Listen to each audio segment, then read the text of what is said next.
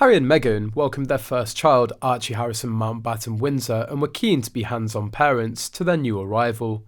It's understood that the couple didn't want a nanny at first, but reconsidered after Meghan's mum Doria moved back home to the US. However, they had a bad experience with the first person they employed, and they were unhappy with her behaviour, which ultimately affected their trust of the second hire that they took on. Journalist Omid Scobie, who's known to be close to the couple, tells the concerning story in his book Finding Freedom. Speaking about what they describe as an incident with the first, he and co-author Caroline Durand write, they decided to hire a night nurse to establish a sleep schedule and be an extra pair of helping hands. But their time with the couple brief. Meghan and Harry were forced to let the nurse go in the middle of a second night for being unprofessional and irresponsible. Despite the bad experience, Meghan and Harry decided to try another nanny. While the second employee did a fine job, the first incident had left them both nervous. The book states, neither found themselves comfortable sleeping through the night without going to check on Archie regularly. So after a few weeks, they decided to let her go and take on the nighttime duties themselves. But they still opted to keep help hiring a new daytime nanny who worked weekdays. Unlike the Wales' nanny, the Sussex's nanny didn't live with them at Frogmore Cottage. The book continues, Harry and Meghan had agreed that they didn't want their home filled with staff.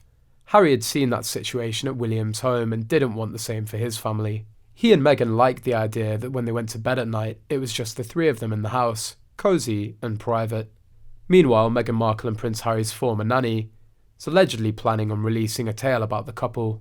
Women UK claim that the nanny worked for Prince Harry and Markle in the United States, and she was recently laid off. So the unnamed nanny allegedly decided to pen a tell-all memoir that would paint a very different picture of Prince Harry and Markle.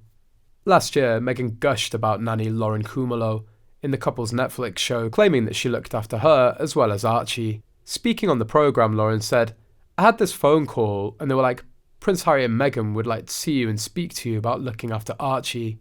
I was like, hang on a minute, I need to sit down. I remember just driving so fast. I think I got a ticket actually. Yeah, I did.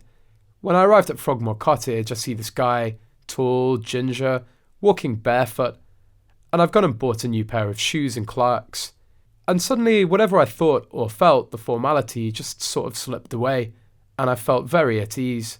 They were really hands-on parents. In the morning, when Archie woke up, the first thing Mum and Dad would come in. They'd be with their baby, she'd feed him, and then after that, I'll take over, and normally we'd go for a morning walk.